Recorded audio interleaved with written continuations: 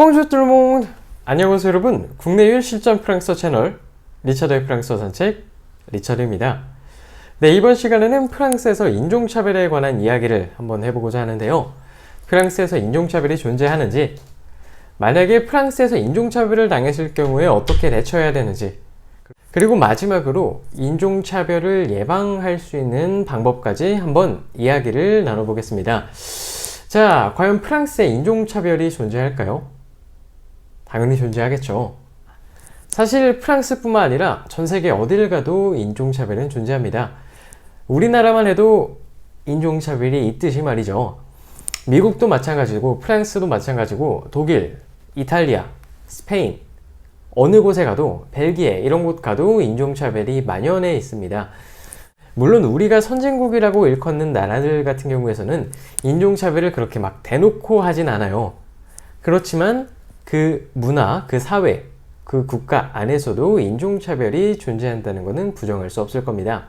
프랑스에서 많이 당하는 인종차별은 흔히 눈찍기라고 하죠. 이렇게 눈을 찍고 뭐 칭챙총 뭐 이런 식으로 얘기를 많이 하는데 이거를 가장 많은 동양인들이 당하게 되고 저랑 같이 프랑스에서 유학 생활을 했던 한국인들 중에는 남자 중학생들 무리가 그 여자인 친구에게 나뭇가지를 던지는 경우도 있었고, 심지어는 그 길거리를 걸어가고 있었는데, 제가 공부했던 도시가 동양인이 별로 많지 않았던 도시거든요. 그러다 보니까 2층, 3층 이런 곳에서 오렌지를 던졌다고 해요. 물론 맞진 않았지만, 맞추려고 한 건 아니지만 굉장히 위협적으로 오렌지를 던져서 되게 무서웠던 경험을 가진 친구도 있었습니다. 자, 이렇게 다양한 차별, 인종차별이 존재하곤 하는데, 과연 인종차별을 당했을 때 어떻게 대처해야 될까요? 가장 좋은 방법은 무시하는 겁니다. 흔히 인터넷 같은 경우에서 찾아보면은 직설적으로 얘기를 하라는 이야기도 있어요. 너는 인종차별주의자냐? 라고 큰 소리로 이야기를 한다거나, 그래도 상대가 계속해서 인종차별적인 발언이나 행동을 하게 된다면은, 그러니까 너는 히틀러라는 말이지? 라는 이야기가 써 있는 거를 제가 유튜브에서도 보고 블로그에서도 봤습니다. 굉장히 충격적이었어요. 여러분, 그렇게 하시면 진짜 안 됩니다.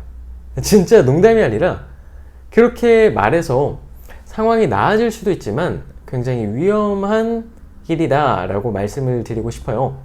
실제로 2020년 7월 달에 프랑스에서 유학을 하는 한국인들이 인종차별을 당하고 거기서 죽음을 맞이한 경우도 있었습니다. 굉장히 안타까운 일인데요. 프랑스에서 한국인 유학생 둘이 있었는데 그쪽에 있던 사람들이 눈을 찍고 막 칭챙숑 막 이런 식으로 표현을 했다고 해요. 참지 못한 유학생이 너 뭐 하는 거냐? 사과해라 라고 이야기를 했고, 그 칭챙총이라는 발언을 한 무리들이, 집단들이 다 같이 와가지고 몸싸움을 일으키면서 서로 밀고 치고 받고 이렇게 됐다가 결국에는 칼에 찔려 죽는 그런 안타까운 사고가 있었습니다. 2020년 7월이니까 채 불과 1년도 안 된 그런 일인데요. 굉장히 가슴 아픈 일이죠. 이것뿐만 아니라 제가 프랑스에서 유학 생활하고 직장 생활을 하면서 서유럽뿐만 아니라 동유럽의 많은 나라들도 다녔는데, 서유럽은 그나마 좀 환경이 나은 편이에요. 근데 동유럽 같은 경우는 인종차별이 더 심하게 발생하곤 하거든요. 이럴 때 가장 좋은 방법은 그냥 무시하시는 겁니다. 그 사람들을 그냥 무시하시는 게 가장 좋은 방법입니다. 굉장히 기분이 나쁠 수는 있어요. 근데 정말 못 배운 한심한 사람들이구나 라고 생각하시고 가볍게 넘어가시는 것이 가장 안전하고 가장 쉬운 방법입니다. 물론 나도 역시 화가 나가지고 뭐 하는 거야? 너 뭐야? 사과해. 이런 식으로 언급할 수 있는데, 인종차별을 한다는 것 자체가 굉장히 못 배운 티를 내는 거거든요. 그런 사람들과 엮여봐야 좋을 일이 정말 하나도 없습니다. 그냥 가볍게 넘기시면 되는 거예요. 그리고 크게 기분 나빠하시면은 여러분만 손해니까 그냥 가볍게 듣고 그냥 가볍게 흘리시면 됩니다. 누가 나에게 쓰레기를 줬다고 해서 쓰레기를 들고 다니면서 뭐야 왜 나한테 쓰레기를 줬어? 이 쓰레기 뭐야? 너가 나한테 어떻게 쓰레기를 줘? 하면서 계속 쓰레기를 가지고 있을 게 아니라 누가 나한테 쓰레기를 줬으면 그냥 쓰레기네 하고 그냥 딱 버리면 되는 거거든요. 이게 어떻게 보면은 굉장히 답답하고 소극적인 대처다라고 생각이 드실 수도 있는데, 하지만 이것이 가장 현명하면서도 가장 쉽게 대처할 수 있는 방법입니다. 길거리나 이런 상황에서 인종차별을 당하기도 하는데, 식당 같은 곳에서도 인종차별을 당할 수가 있죠. 내가 좋은 식당에 갔는데 내가 아시아인이란 이유로 굉장히 안 좋은 자리를 준다든지, 아니면 화장실 옆자리, 바로 문 옆자리, 많은 자리들이 있는데도 불구하고 그런 자리를 내어준다는 것도 어떻게 보면 인종차별일 수가 있겠죠. 그럴 때는 그냥 무시하고 넘어가시면 안 되죠. 내가 정당한 값을 지불했으니까 정당한 권리를 요구하셔야 됩니다. 다른 자리가 있는지 강하게 요구하시는 게 가장 좋은 방법입니다. 다른 자리가 있음에도 불구하고 자리를 바꿔주지 않는다. 그럴 때는 그 식당은 그냥 과감하게 떠나시는 편이 좋습니다. 거기서 매니저를 불러라, 나에 대한 대우가 왜 그러냐, 싸울 필요 없이 그냥 과감하게 자리를 떠나시는 것이 가장 현명한 방법입니다. 그 식당에 가서 굳이 무시를 받으면서 돈을 쓸 이유가 전혀 없는 것이며, 그 사람들과 말을 해봤자 좋을 게 하나도 없습니다. 그냥 조용히 구글 맵에 들어가셔서 별점 1점 주시고, 인종차별하는 곳이니까 가지 말라고 댓글 다시는 게 훨씬 낫습니다. 그리고 인종차별을 당했을 때 가장 좋은 게 무시하는 거다라고 말씀을 드렸는데, 상대가 도를 넘는 경우도 있을 거예요. 살다 보면은 굉장히 많은 일들이 존재하곤 하는데, 그럴 때는 과감하게 대사관을 이용하시는 것이 좋습니다. 대사관의 존재 이유가 바로 그거죠. 국민들을 보호하기 위해서. 물론 현지 경찰에 신고하시는 것도 좋은 방법 중에 하나일 수는 있겠으나, 아무래도 왜 팔은 안으로 굽는다 그러잖아요. 인종차별에 대한 걸로 신고를 하게 될 경우 되게 지지부진하게 처리되는 것을 확인하실 수 있을 겁니다. 물리적으로 피해를 입거나 그러실 경우에는 대사관에 신고하시는 편이 가장 안전하고 빠른 방법입니다. 자, 이렇게 해서 우리가 인종차별을 당했을 때 어떻게 대처해야 되는지 한번 알아봤는데요. 굉장히 거창한 게 아니라 그냥 가볍게 무시하시는 것이 어떻게 보면 가장 현명한 방법입니다. 자, 그렇다면 어떻게 하면 인종차별을 당하는 것을 막을 수 있을까요? 사실 이거를 완벽하게 막을 수 있는 방법은 없습니다. 인종차별을 없앨 수 있는 방법이 없듯이 말이죠. 그렇지만 인종차별을 당할 확률을 줄일 수는 있습니다. 크게 두 가지를 말씀드릴 수가 있겠는데, 첫 번째는 외형을 가꾸라는 겁니다. 남자분들 같은 경우에는 몸을 키우시는 것을 굉장히 추천드립니다. 왜 흔히 전쟁 억제력이라고 하잖아요. 이거는 경차와 대형차 이런 걸로 비유를 들어서 얘기를 할 수 있을 것 같아요. 앞에서 운전을 하고 있는데 경차 운전자가 있으면은 신호가 빨간불에서 녹색불로 바뀌었을 때 잠깐만 늦어도 뒤에서 빵빵 하는 것을 느낄 수가 있습니다.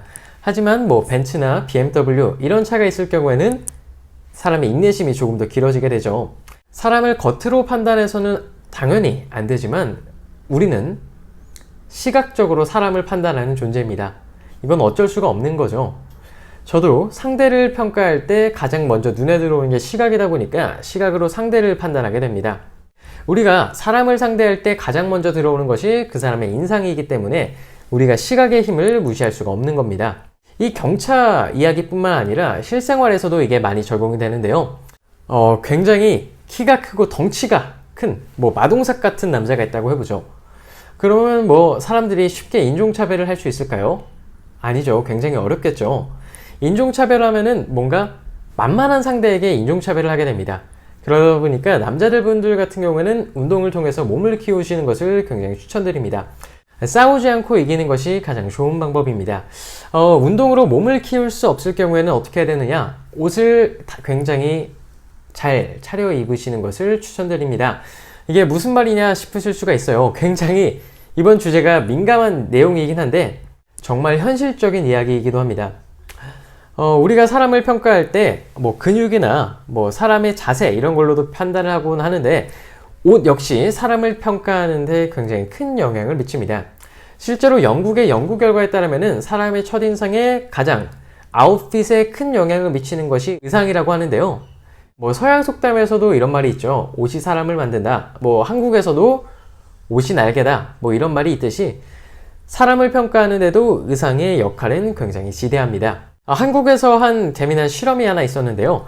같은 남성이 있는데 한 번은 정장을 입혀놓고 한 번은 트레이닝복을 입혀놓고 실험을 한 적이 있어요. 이 사람의 직업이 무엇일 것 같느냐, 뭐 연봉은 어떻게 생각이 되느냐, 뭐 이런 식의 실험을 한 적이 있었는데 정장을 입혀놨을 경우에 이 사람은 굉장히 유능하고 굉장히 지적이고 뭐 변호사일 것 같다, 이런 평가가 굉장히 많았었고, 반면에 트레이닝복을 입고 사람을 평가해달라고 했을 때는 굉장히 되게 무능할 것 같다, 아니면은 뭐 백수일 것 같다, 이런 평이 많았습니다. 이것처럼 같은 사람인데도 불구하고 의상이 사람의 인상을 평가하는데 굉장히 큰 영향을 미친다는 것을 우리는 알 수가 있죠. 그러다 보니까 뭐 직장 생활하거나 비즈니스뿐만 아니라 사람을 만날 때 있어서 뭐 밖에 외출할 일이 있을 경우 기왕이면 잘 차려입으시는 것을 추천드립니다. 자, 두 번째 방법은 프랑스인 친구와 함께 다니는 건데요. 아무래도 동양인 혼자 다니다 보면은 인종차별을 당할 일이 굉장히 많습니다. 저는 다행인지 불행인지 모르겠는데 프랑스에 살면서 단 한 번도 인종차별을 겪어본 적이 없습니다. 아무래도 제가 혼자 다니기보다는 프랑스인 친구들과 주로 많이 다녔기 때문이다 라고 생각이 드는데요. 아무래도 동양인 혼자 있을 경우에는, 특히 여성분들 혼자 다닐 경우에는 catcalling 뿐만 아니라 인종차별을 당하는 경우가 굉장히 많습니다. 동양인 여자, 이렇게 한국인 여자인 친구들끼리 여행을 많이 다니기도 하는데 이럴 경우에도 굉장히 많은 인종차별을 겪곤 합니다. 굉장히 기분 나쁜 일이죠.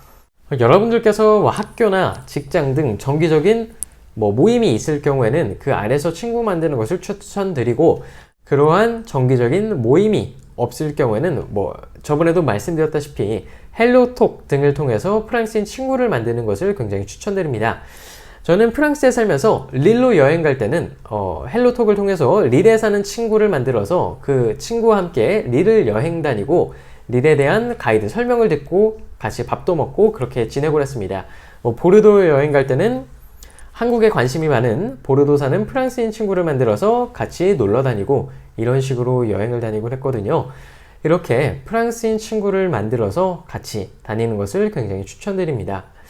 어떻게 보면은 이번 영상의 주제가 굉장히 민감할 수 있는 영상인데, 제가 프랑스에서 몇 년간 살면서 가장 현실적으로 대처할 수 있는 방법에 대해서 한번 이야기를 들어봤습니다.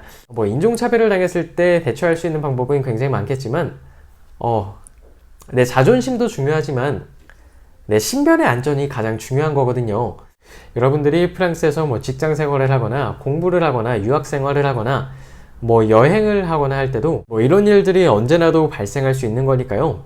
그냥 가볍게 넘기시기 바라겠습니다. 네, 이렇게 해서 이번 영상은 마치도록 하고 다음 시간에는 알차고 재미나고 좀 유쾌한 내용으로 여러분들을 다시 한번 찾아뵙도록 하죠. 네, 그럼 지금까지 리차드의 프랑스어 산책 리차드였습니다. 우린 다음 시간에 만나요. 차오!